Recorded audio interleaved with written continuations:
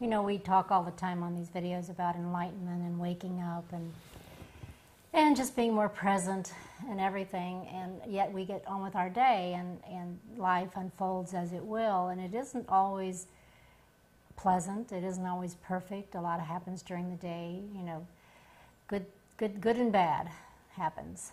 And sometimes when the bad happens, there's a resistance to it because it just feels like it's unfair. I'm not real sure how we decided somewhere along the line that things have to be kind of good all the time. And when the bad comes along, we resist it and just don't like it and actually create more suffering around than is necessary because of our expectations, wanting things to be different. And I was listening to this NPR radio program a few years ago, and I thought it was so well described during this interview. There was a famous composer. I don't know who it was at this time. It's been so many years ago, but he was quite up in years at the time of this program. And the woman that was interviewing him said, you know, have you always, your music is so beautiful, you're so gifted, you're so fortunate, or something like that. And he said, well, it hasn't always been that way. He said, you know, I almost killed myself. And it was such a shock to hear this great composer say that. He said, I actually tried to hang myself when I was 21 years old. He said, I put the rope up, did the whole nine. He said, I was so unhappy. I was so unhappy, so miserable, feeling like I wasn't good enough. And whatever, you know how young people are. He said so sometimes. So he said, I put the rope up there, put it around my neck, and kicked the chair out and hung myself. He says, but the next thing I knew, I was on the floor coming to and just, you know, really dizzy and, you know, not quite knowing why I was still alive, I guess. He said, and then this thing just dawned on me. It was like this huge realization. What makes me think I have to be happy all the time? What makes me think that you know, why can't I accept just not being happy?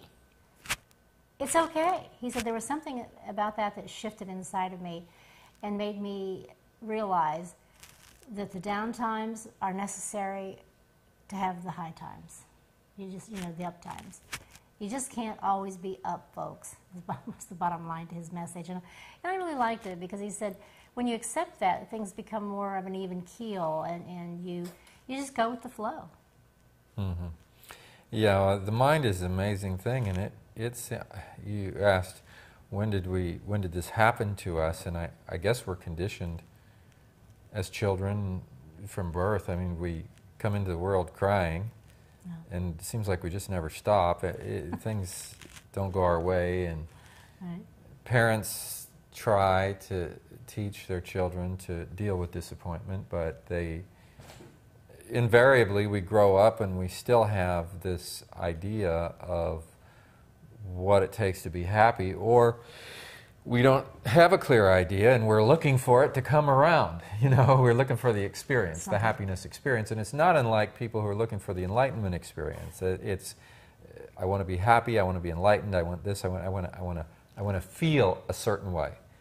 And I guess that's what drugs do, is they give you a feeling, make you feel a certain temporarily, way. Yeah, you don't have to look for it other than any further than whatever the substance is, and there it is, and you get it, at least for 12 hours or 6 hours or however long it lasts. But apart from that, we go on these lifelong searches for happiness. We look for money to make us happy, for people to make us happy, for sex to make us happy, for possessions, food, status, power, so many things, all that. Something to make us happy. And then, and I think, yes, you're hitting on the real key here that says, what makes me think I have to be happy? But then that brings you to a whole line of questioning, which is, what am I even talking about in the first place? What is this happiness thing? What is it? Is it me responding to an external situation? Is it a state of mind? What is it? It's hard to get your hands around. And it seems to me that the happiness is the outpouring of somebody who is satisfied with the status quo, whatever that may be. Yeah. In other words, if the status quo is having $1 million and I finally have the $1 million, I'm happy, or I'm not happy because when I get here I discover it wasn't enough. But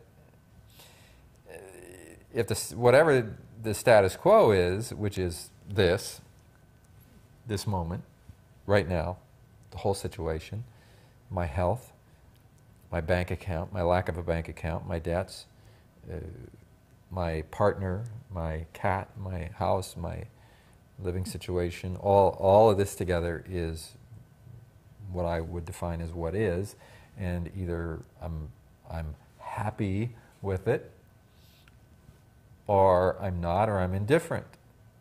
And that seems to be the issue.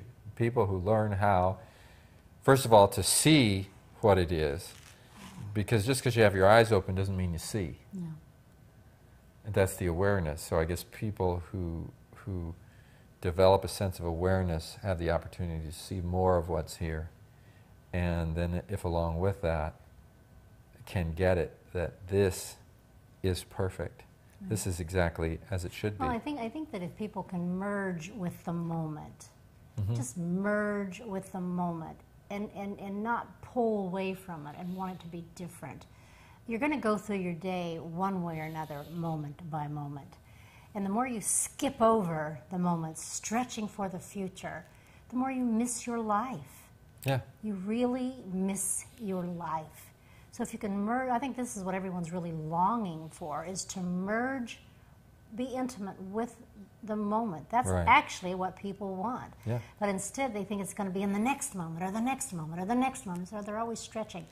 And I think that if you wake up in the morning and things just don't feel good, you don't feel good physically, or you've got a lot to do and you dread whatever you've got to do, just to put one foot in front of the other, get up, get active, do your thing, and maybe you're not totally happy all day, but do your day moment by moment, and be there for it, for crying out loud. Because you know what they say, I've never been there, but they say that when you're dying, that everything takes on a delicious texture. Colors are more brilliant, everything is more luscious, because you know you're dying and it's like, oh my gosh, I've never looked at a tree before. This is the first time I've actually looked at a tree.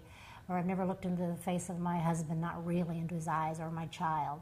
It seems like we just really appreciate life when we're losing it. It's total insanity. So if we could just realize that on some deep level, and this is not easy to do, because you know most of us think we're going to live forever. I think there's something in us that thinks we're going to live forever. It's really a riot. We're not, obviously. In fact, all of us are marching toward the final day, death, every day. So we to appreciate the moment, to merge with the moment, I think is probably one of the greatest things we can do for ourselves.